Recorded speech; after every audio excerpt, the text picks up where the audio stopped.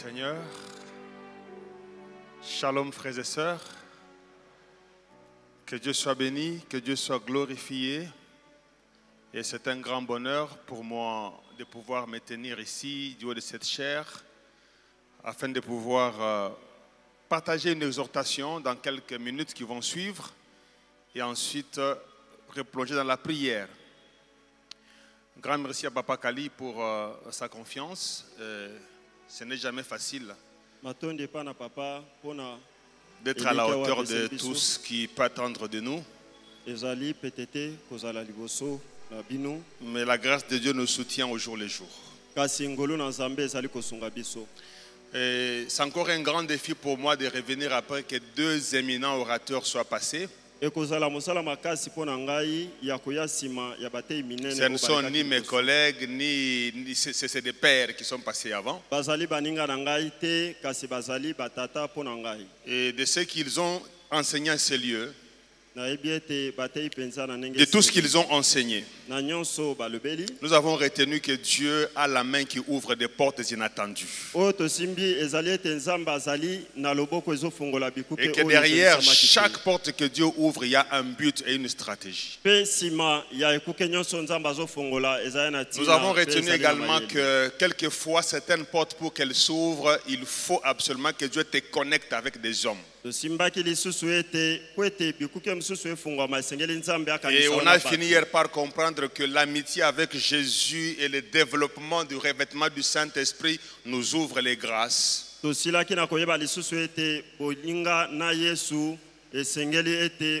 grâces qui seront en fait des portes qui vont s'ouvrir de part et d'autre.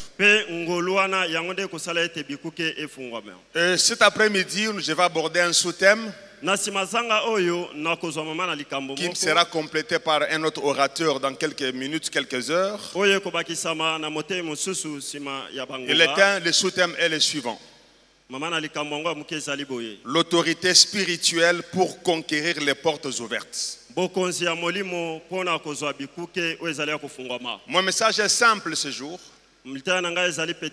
Tu as besoin de l'autorité spirituelle pour accéder à des portes que Dieu a déjà ouvertes pour toi. Dans les instants qui vont suivre, pendant au moins ces quelques 40 minutes ou une heure, nous ne sommes pas là pour dire à Dieu: ouvre-nous les portes. Nous sommes là pour dire à Dieu: merci pour les portes que tu as déjà ouvertes. Ouvre-nous les yeux pour qu'on voit le chemin qui conduit vers ces portes. Et révèle-nous de l'autorité nécessaire pour avancer et prendre la conquête. J'aimerais te rappeler trois choses encore avant qu'on lise la parole de Dieu.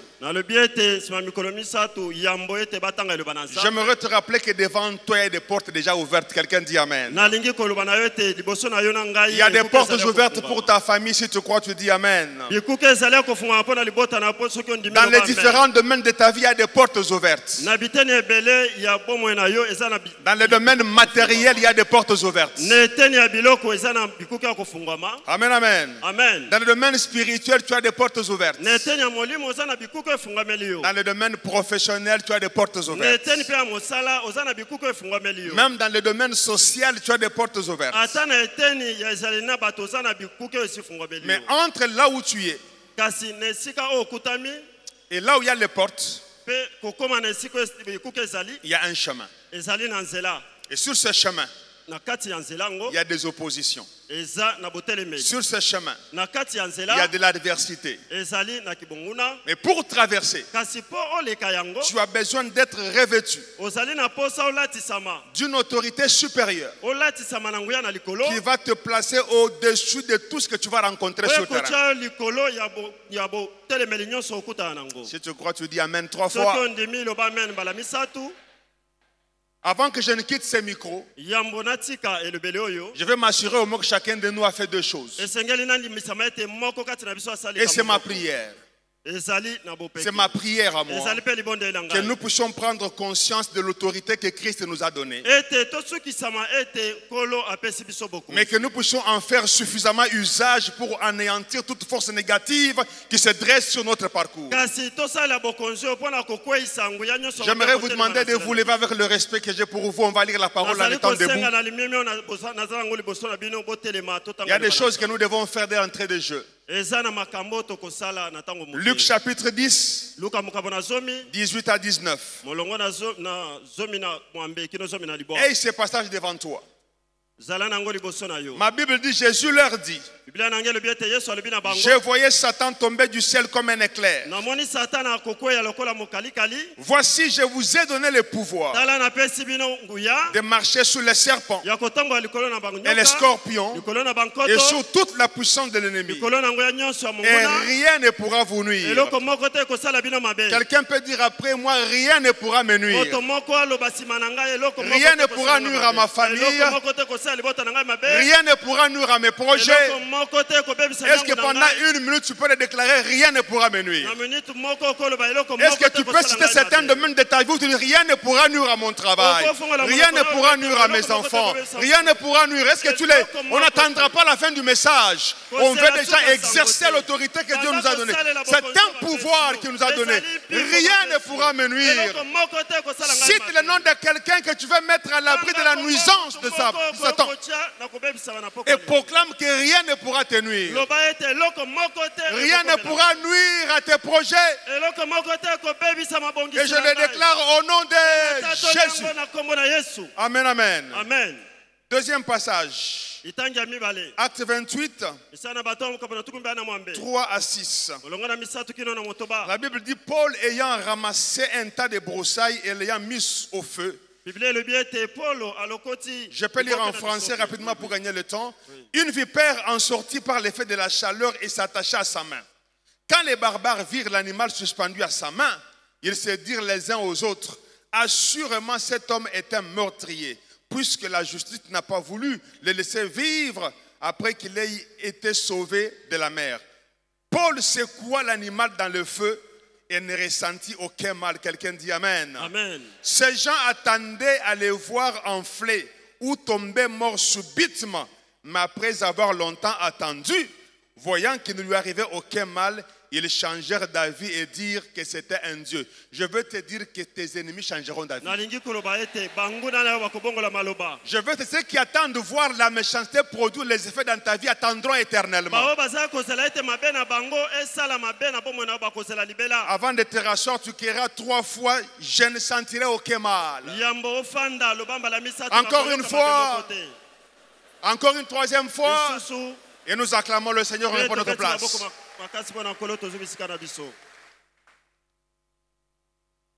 J'aimerais juste ce soir, pendant ces quelques minutes, nous amener à prendre conscience. À prendre conscience. Ces 2 passages que nous avons lus nous conduisent à prendre conscience de 4 vérités.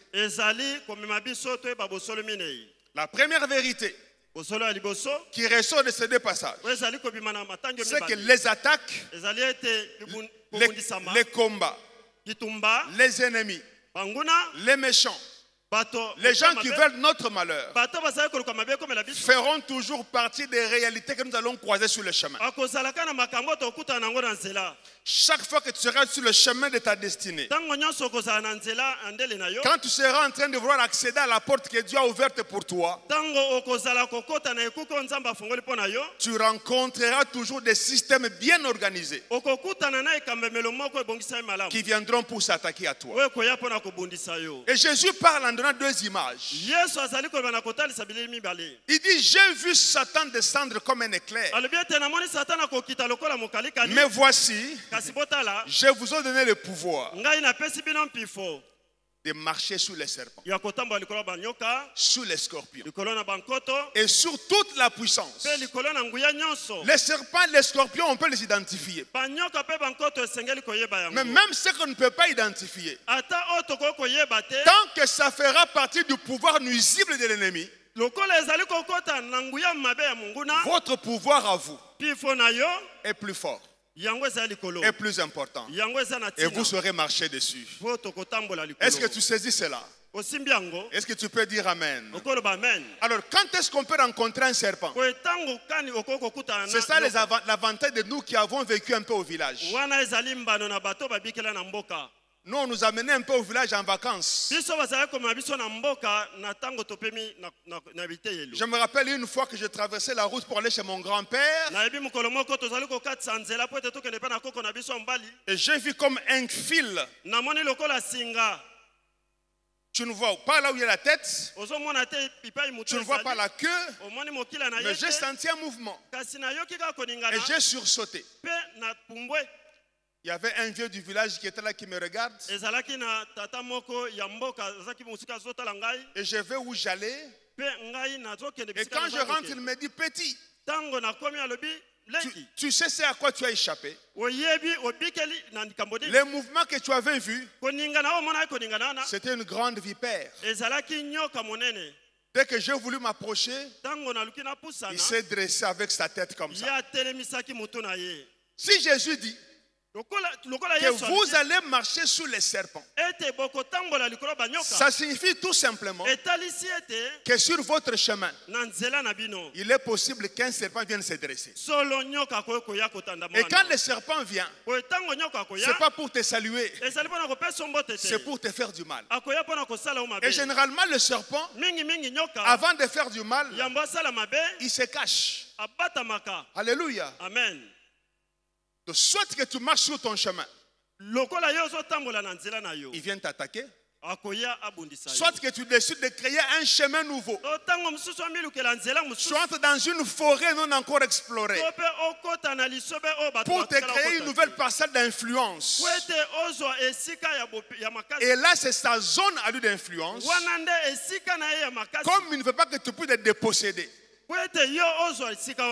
il peut t'attaquer. Qu'est-ce que cela symbolise? Les serpents et les scorpions, dans ce que Jésus nous dit, ça symbolise simplement des personnes physiques ou des forces spirituelles qui viennent dans votre vie, qui n'ont qu'une seule mission: vous empêcher de réussir. Une seule mission: faire échouer vos projets.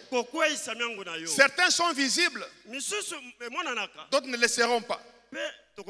D'autres vont s'infiltrer comme les serpents. Et pour chacune de nous, ces systèmes de mal existent.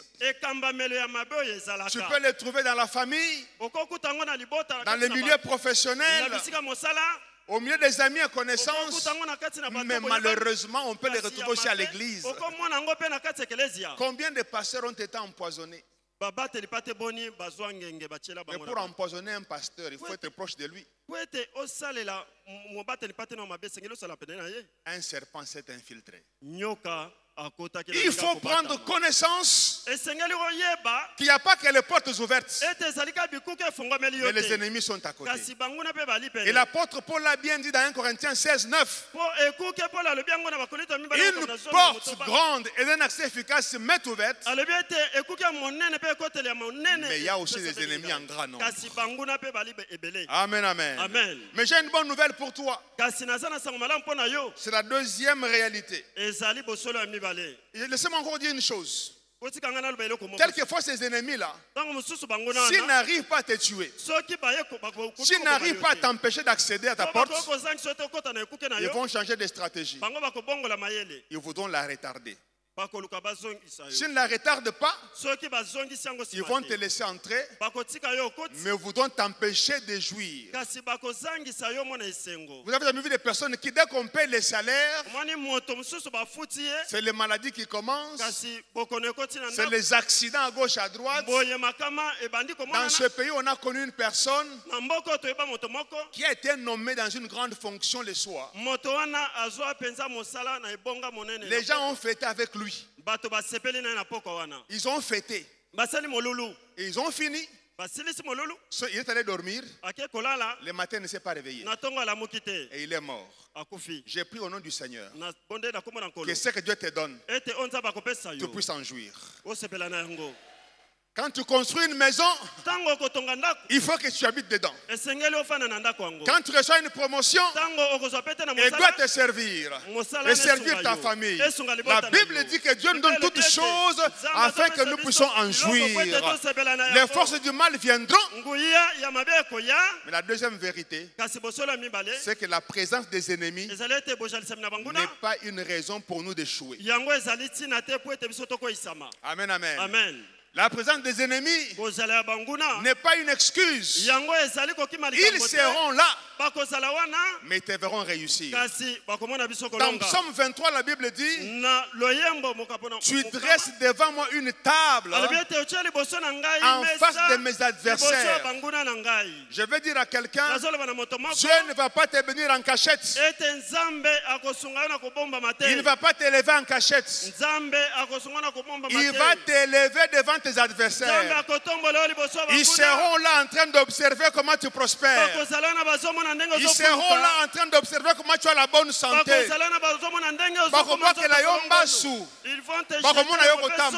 Ils te verront entrer le marché. Ils vont te verront debout. Ils vont te combattre.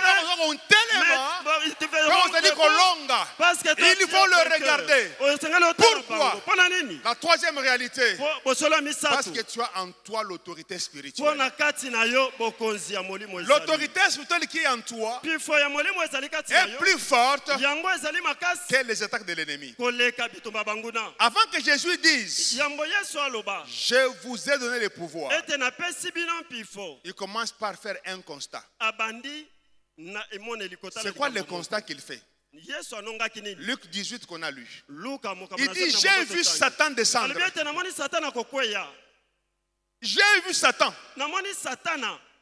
Et lui-même, il sait qu'il connaît comment Satan fonctionne. Comme il est descendu là, je sais que l'ennemi ne vient que pour détruire, pour égorger. Alors moi, je ne sais pas quoi faire d'autre. La seule solution que je trouve, c'est de placer en vous un pouvoir. De telle sorte que, quelle que soit l'heure à laquelle il va vous attaquer, le pouvoir que j'ai placé en vous, l'autorité spirituelle que j'ai placée en vous, vous rendre capable d'anéantir ses desseins.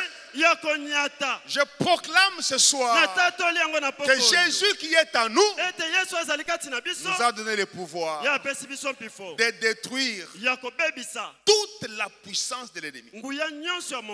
Et j'aime ce que Jésus dit. Rien ne pourra vous nuire. 1 Jean 4 dit quoi? Est-ce qu'on peut lire ça? 1 Jean 4. Ça c'est un verset que nous, de l'autre temps, on avait mémorisé. Nous qui allons aux études bibliques à la maison de la Bible, on avait mémorisé ça. Il dit, vous, petits enfants, vous êtes des dieux. Et vous les avez vaincus. Parce que celui qui est en vous est plus grand que celui qui est dans ce monde. C'est la troisième chose dont tu dois être conscient. Qu'en toi, il y a l'autorité de Dieu. Voici ce qui se passe avec l'apôtre Paul. Il veut se réchauffer. Lorsqu'il va essayer d'amplifier le feu, une vipère sort et tient sa main. Les gens attendent de voir. La bonne nouvelle, l'apôtre Paul a fait quoi? Il a secoué. Et les gens attendaient de voir l'action du venin. Mais ce qu'ils oubliaient, c'est que l'autorité spirituelle qui était dans Paul était plus fort que le venin du serpent. Amen, amen. Amen. Il a secoué. Et le serpent est rentré dans le feu. Il y a des moments comme ce soir où nous allons secouer De telle sorte que les attaques qui nous arrivent retournent d'où ils viennent. Le serpent est sorti du feu. Paul l'a secoué. Il est rentré dans le feu. Il n'est plus jamais sorti. Il est mort là-bas. S'il était intelligent, il aurait pu fuir le feu, rentrer en forêt. Mais il a commis l'erreur de s'attaquer à la moto.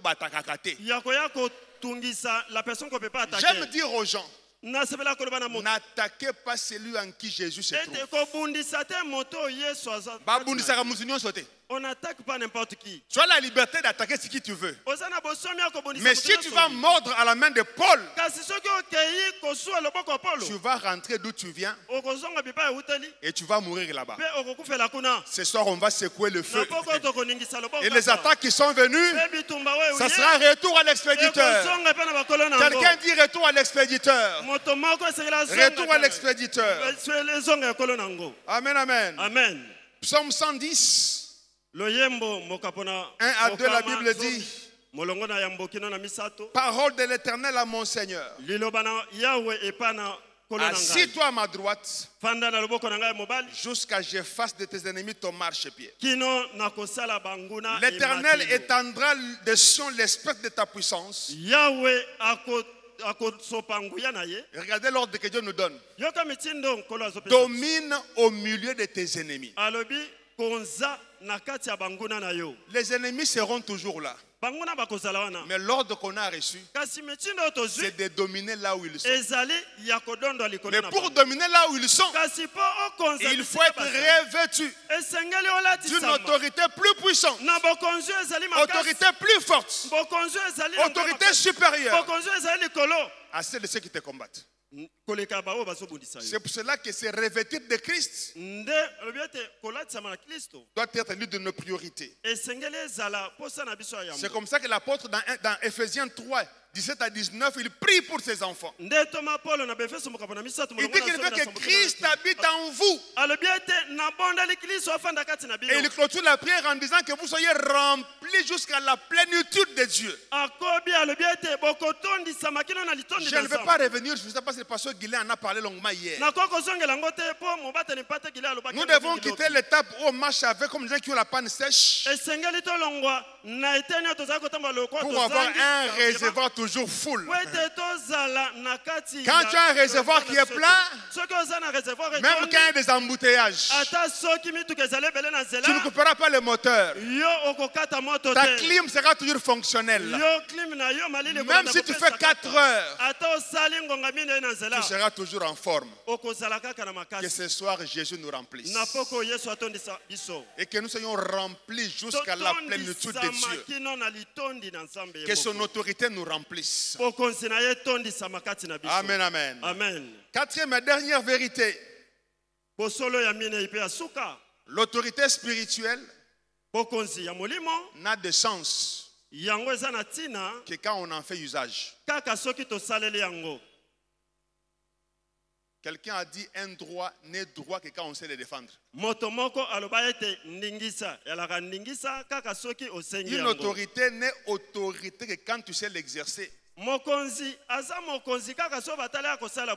je travaille, j'ai l'habitude de faire ce qu'on appelle le mystery. Ça veut dire, tu vas visiter certains compartiments là où on ne te connaît pas bien. Nous avons des shops. On n'y va pas tous les jours. Il y a des gens qui viennent là-bas, qu'on engage, qui ne te connaissent même pas. Et parfois, je vais un samedi. J'entre. Maintenant, tu vois les gardiens, les gardiennages, hein, les gardiens. Oh, monsieur, monsieur. Souvent, c'est quand on commence à fermer les shops. Il voit seulement que par la façon dont les messieurs ici marchent, la façon dont il a ouvert la porte, c'est pas un étranger. Et quand il vient, monsieur, monsieur, je le regarde, il dit oui, on a déjà fermé. Il dit je sais. J'ouvre la porte. Et puis il me suit. Et dès qu'il entre, les gens qui sont à l'intérieur, et je me dis non, c'est bien, tu fais bien ton travail. Il ne faut pas que tu trembles. En réalité, comme je ne me suis pas présenté, tu aurais dû me bloquer. Tu as bien fait ton travail. Ne tremble pas. Mais qu'est-ce qui me donne la tête dure pour entrer comme ça? C'est l'autorité qui a. Je travaille dans une entreprise pendant 10 ans. Tout le monde me respectait là-bas. Et il me respecte encore. Mais quand je rentre là-bas, je n'ai plus accès. Je dois remplir la fiche des visiteurs. Ah oui, président. Bon, signer. Mais avant, je ne veux pas signer. Qu'est-ce que ça veut dire? Il y a une autorité que j'ai perdue. Je ne suis plus un ayant droit là-bas. Quand tu as l'autorité spirituelle, tu ne paniqueras jamais. Quelles que soient les attaques, quel que soit ce qui va t'arriver, tu ne vas pas paniquer. Paul n'a pas paniqué. Il a gardé la main. Et la vipère était là. Et tout ce qu'il a fait, c'est quoi? Il a secoué. Je ne sais pas quel est le domaine de ta vie où les vipères se sont accrochées. Il y a des gens dont les vipères se sont accrochées à tout ce qui est finance. Certains se sont accrochés à tout ce qui est relationnel. Ce soir, prends simplement conscience. Tu as l'autorité de Dieu. Et quand on va se mettre à secouer, secoue le feu, secoue la main, manifeste l'autorité, toutes les vipères vont te lâcher. Amen, amen. J'aime dire à quelqu'un, on ne chasse pas les démons en souriant. Quand on parle de chasser les esprits méchants, Jésus lui-même, il est arrivé où il menaçait.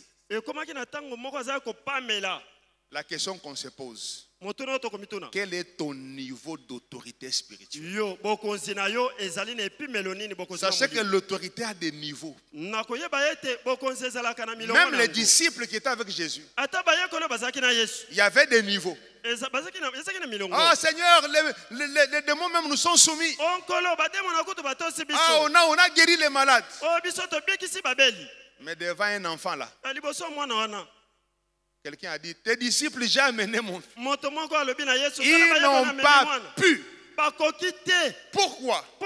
L'obstacle était supérieur à l'autorité qui était en eux. Mais la bonne nouvelle, c'est que celui qui est en nous, qui vit en nous maintenant, est plus fort. Il est plus grand. Et ce que j'aime, il a dit lui-même. C'est vrai que j'ai vu Satan. C'est pour cela que moi, quand un prophète me dit, je vois des combats devant toi. Je vois beaucoup d'ennemis devant toi. Ce n'est pas une information nouvelle. Jésus m'avait déjà dit, il a vu Satan descendre. Mais pas Satan seulement. Il m'a donné l'antidote en me disant, je t'ai donné le pouvoir. Il n'a pas dit je vous donnerai le pouvoir. En chacun de nous, l'autorité est déjà là. Dans les minutes qui suivent, essaie de regarder ta vie.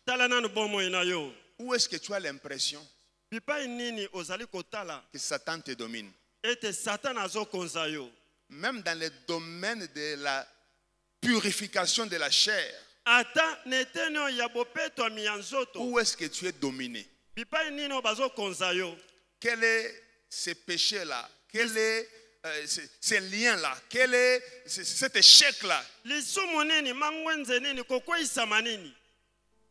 Quel est toujours ce domaine-là où tu n'avances jamais? J'ai la bonne nouvelle pour toi. Tu as l'autorité spirituelle. Mais si tu n'en es pas conscient, tu ne vas jamais l'utiliser.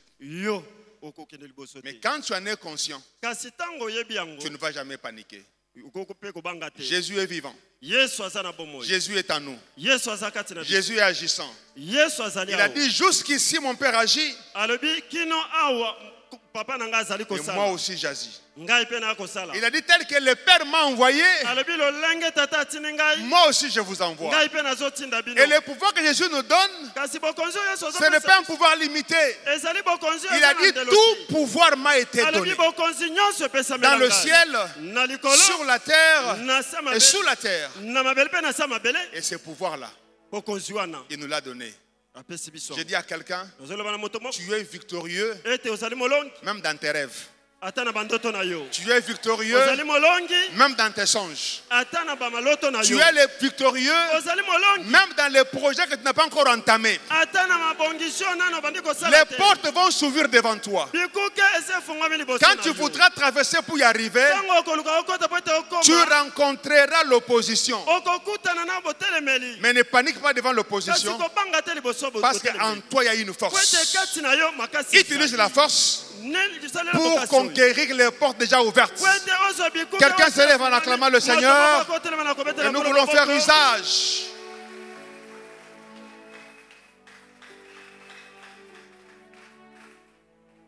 C'est tout ce qu'il y a comme acclamation.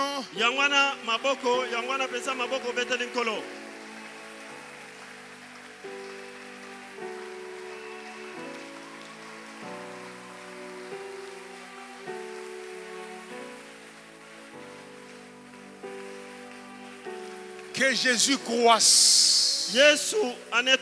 Que tu sois rempli jusqu'à la plénitude de Dieu. Nkolo Yesue, mwana nanza.